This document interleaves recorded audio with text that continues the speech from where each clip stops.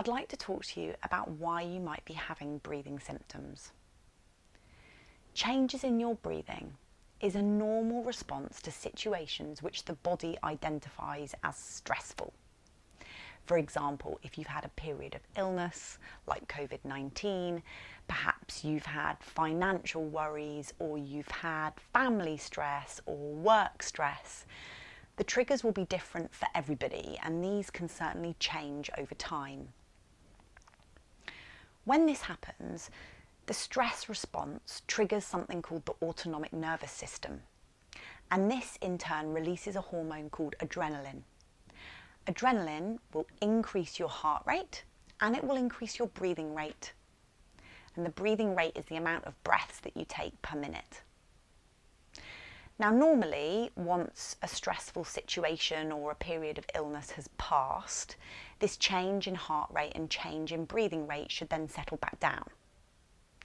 In COVID-19, we know that people have not only experienced a period of illness where their breathing has been affected, but that many of their symptoms are persisting for months and months later.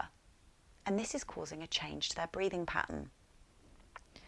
For many people, this increase in breathing rate and change in breathing pattern doesn't settle back down as it should, and a vicious cycle of over-breathing can be set up.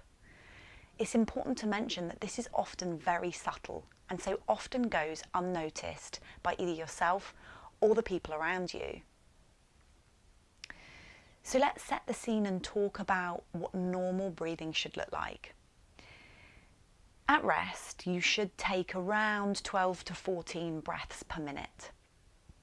Breathing should be in and out through the nose, and this is to warm, humidify, filter and control the speed of the air that enters your airways and enters your lungs. All of the movement should be happening at your lower chest or your lower rib cage. And this is because the diaphragm, which is the big sheet of muscle that sits below the rib cage, should be flattening. Now it moves from a dome shape at rest, and then it flattens as you breathe in. And that flattening of the diaphragm is what pushes that lower rib cage outwards. And that therefore is causing there to be space in your chest cavity or in your lungs for them to fill with air. So you end up getting an adequate size breath. As that diaphragm flattens down, it puts a bit of pressure on your tummy contents, so your abdomen will naturally rise a little bit as you breathe in as well. When a disruption to the normal breathing pattern occurs, it is often the smaller muscles in the top part of the chest that become involved. These muscles get tired really quickly, and rather than causing the lower rib cage to move, they actually lift the rib cage upwards, because when these muscles contract, that is the action that they have. This can be unhelpful because they don't let the lungs fill adequately with air. It's important to mention that these changes in breathing pattern, as I mentioned before, can be quite subtle. But over time, they can lead to changes in the speed, the depth, and the pattern of breathing, and this is what causes symptoms.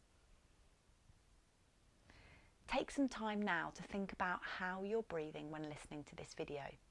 Put one hand on the top part of your chest and one on the lower part, and feel where the movement is happening.